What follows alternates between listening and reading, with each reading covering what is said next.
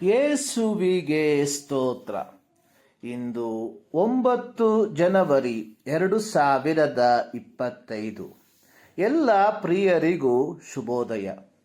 ಈ ದಿನದ ಧ್ಯಾನ ಭಾಗ ಪೇತ್ರನು ಬರೆದ 2ನೇ ಪತ್ರಿಕೆ 1ನೇ ಅಧ್ಯಾಯದ 6 ಮತ್ತು 7 ವಾಕ್ಯಗಳಲ್ಲಿ ಬರೆದಿರುವ ಸದ್ಗುಣಗಳಲ್ಲಿ 7ನೆಯ ಸದ್ಗುಣವಾದ ಪ್ರೀತಿ.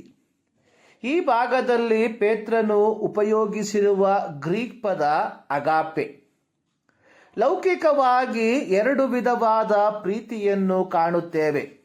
ಒಂದು ಪ್ಯಾಷನೆಟ್ ಲವ್, ಉತ್ಕಟ ಪ್ರೀತಿ ಅಥವಾ ಭಾವೋದ್ದೀಪ್ತ ಪ್ರೀತಿ. ಈ ಪ್ರೀತಿಯು ಆಳವಾದ ಭಾವನೆಗಳಿಂದ, ಬಯಕೆಗಳಿಂದ, ದೈಹಿಕ ಆಕರ್ಷಣೆಯಿಂದ ಒಬ್ಬ ವ್ಯಕ್ತಿಯ ಕಡೆಗೆ ಉಂಟಾಗುವ ತೀವ್ರವಾದ ಪ್ರಣಯ ಭಾವನೆಯಾಗಿದೆ. ಈ ಪ್ರೀತಿಯು ತೀವ್ರವಾಗಿದ್ದರೂ ಇವು ಹೆಚ್ಚು ಕಾಲ ಉಳಿಯುವುದಿಲ್ಲ. 2ನೇ ಪ್ರೀತಿಯು ಕಂಪ್ಯಾಷನೇಟ್ ಲವ್, ಸಹಭಾಗಿತ್ವ ಪ್ರೀತಿ ಅಥವಾ ಸಹಾನುಭೂತಿ ಪ್ರೀತಿ. ಈ ಪ್ರೀತಿಯು ಇನ್ನೊಬ್ಬರ ಯೋಗಕ್ಷೇಮಕ್ಕಾಗಿ ಆಳವಾದ ನಿಸ್ವಾರ್ಥವಾದ ಕಾಳಜಿಯನ್ನು ಒಳಗೊಂಡಿರುವ ಪ್ರೀತಿಯಾಗಿದೆ. ಇಂತಹ ಪ್ರೀತಿಯನ್ನು ಕುಟುಂಬದಲ್ಲಿ, ದೀರ್ಘಕಾಲೀನ ಸ್ನೇಹಿತರ ಮಧ್ಯದಲ್ಲಿ ಕಾಣಬಹುದಾಗಿದೆ. ಆದರೆ ಪೌಲನು ಉಪಯೋಗಿಸಿರುವ ಅಗಾಪೆ ಪದವು ದೈವಿಕ ಪ್ರೀತಿಯನ್ನು ಸೂಚಿಸುವಂಥದ್ದಾಗಿದೆ. 2026 ವರ್ಷಗಳ ಹಿಂದೆ ದೇವರು ಪಾಪಿಗಳಾಗಿದ್ದ ಮನುಷ್ಯರ ಕಡೆಗೆ ತೋರಿದ ಪ್ರೀತಿ ಇದೇ ಆಗಿತ್ತು. 1 ಯೋಹಾನ 4ನೇ ಅಧ್ಯಾಯದ 9-10 ವಾಕ್ಯಗಳಲ್ಲಿ ಪ್ರೀತಿಯ ಅಪೊಸ್ತಲನಾದ ಯೋಹಾನನು ಬರೆದಿರುವಂಥದ್ದು, ದೇವರು ತನ್ನ ಒಬ್ಬನೇ ಮಗನನ್ನು ನಾವು ಆತನ ಮೂಲಕ ಜೀವಿಸುವುದಕ್ಕಾಗಿ ಲೋಕಕ್ಕೆ ಕಳುಹಿಸಿಕೊಟ್ಟದರಲ್ಲಿಯೇ ದೇವರ ಪ್ರೀತಿಯು ನಮ್ಮಲ್ಲಿ ಪ್ರತ್ಯಕ್ಷವಾಗಿದೆ. ನಾವು ದೇವರನ್ನು ಪ್ರೀತಿಸದರಲ್ಲಿ ಅಲ್ಲ, ಆತನು ನಮ್ಮನ್ನು ಪ್ರೀತಿಸಿ ನಮ್ಮ ಪಾಪ ನಿವಾರಣಾರ್ಥವಾಗಿ ತನ್ನ ಮಗನನ್ನು ಕಳುಹಿಸಿಕೊಟ್ಟದರಲ್ಲಿಯೇ ಪ್ರೀತಿಯ ನಿಜಗುಣವು ತೋರಿ ಬರುತ್ತದೆ. ರೋಮಾಪತ್ರಿಕೆ 5ನೇ ಅಧ್ಯಾಯದ 8ನೇ ವಾಕ್ಯದಲ್ಲಿ ಇದರ ಕುರಿತಾಗಿ ಪೌಲನು ಬರೆದಿರುವಂಥದ್ದು, ನಾವು ಪಾಪಿಗಳಾಗಿದ್ದಾಗಲೂ ಕ್ರಿಸ್ತನು ನಮಗೋಸ್ಕರ ಪ್ರಾಣ ಕೊಟ್ಟದರಲ್ಲಿ ದೇವರು ನಮ್ಮ ಮೇಲೆ ತನಗಿರುವ ಪ್ರೀತಿಯನ್ನು ಸಿದ್ಧಾಂತಪಡಿಸಿದ್ದಾನೆ. ಅಗಾಪೆ ಪ್ರೀತಿಯು ಬೇಷರತ್ತಾದ, ನಿಸ್ವಾರ್ಥವಾದ, ತ್ಯಾಗಮಯವಾದ ಪ್ರೀತಿಯ ಅತ್ಯುತ್ತಮ ರೂಪವಾಗಿದೆ.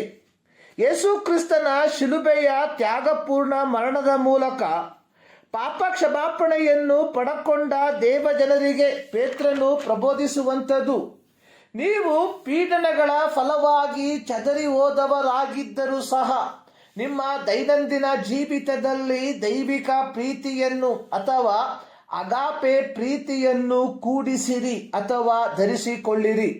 ಪ್ರೀತಿಯನ್ನು ಧರಿಸಿಕೊಳ್ಳುವುದು ಅಂದರೆ ಕೇವಲ ಆಯ್ಕೆಗೆ ಬಿಟ್ಟ ವಿಚಾರವಲ್ಲ, ಅದು ಅವಶ್ಯವಾಗಿ ಪ್ರತಿ ಕ್ರೈಸ್ತನು ಧರಿಸಿಕೊಳ್ಳಬೇಕಾದದ್ದಾಗಿದೆ. ಯೋಹಾನನು ಬರೆದ ಸುವಾರ್ತೆ 13ನೇ ಅಧ್ಯಾಯದ 34-35 ವಾಕ್ಯದಲ್ಲಿ ಯೇಸು ಸ್ವಾಮಿ ಹೇಳಿದ್ದು, ನಾನು ನಿಮಗೆ ಒಂದು ಹೊಸ ಆಜ್ಞೆಯನ್ನು ಕೊಡುತ್ತೇನೆ, ಏನೆಂದರೆ ನೀವು ಒಬ್ಬರನ್ನೊಬ್ಬರು ಪ್ರೀತಿಸಬೇಕು. ನಾನು ನಿಮ್ಮನ್ನು ಪ್ರೀತಿಸಿದ ಮೇರೆಗೆ ನೀವು ಸಹ ಒಬ್ಬರನ್ನೊಬ್ಬರು ಪ್ರೀತಿಸಬೇಕು ಎಂಬುದೇ. ನಿಮ್ಮೊಳಗೆ ಒಬ್ಬರ ಮೇಲೊಬ್ಬರಿಗೆ ಪ್ರೀತಿ ಇದ್ದರೆ ಎಲ್ಲರೂ ನಿಮ್ಮನ್ನು ನನ್ನ ಶಿಷ್ಯರೆಂದು ತಿಳುಕೊಳ್ಳುವರು. ಯೇಸುವಿನ ಐಹಿಕ ಸೇವೆಯ ಆರಂಭದಲ್ಲಿ ಯೇಸು ಮಾಡಿದ ಪರ್ವತ ಪ್ರಸಂಗದಲ್ಲಿ ಪ್ರೀತಿಯ ಕುರಿತಾಗಿ ಯೇಸು ಸ್ವಾಮಿ ಹೇಳಿರುವಂಥದ್ದು, ನಿಮಗೆ ಪ್ರೀತಿ ತೋರಿಸುವವರನ್ನೇ ನೀವು ಪ್ರೀತಿಸಿದರೆ ನಿಮಗೆ ಏನು ಹೊಗಳಿಕೆ ಬಂದಿತು? ಪಾಪಿಷ್ಠರು ಸಹ ತಮಗೆ ಪ್ರೀತಿ ತೋರಿಸುವವರನ್ನು ಪ್ರೀತಿಸುತ್ತಾರಲ್ಲ. ಲೂಕನು ಬರೆದ ಸುವಾರ್ತೆ 6ನೇ ಅಧ್ಯಾಯ 32ನೇ ವಾಕ್ಯ.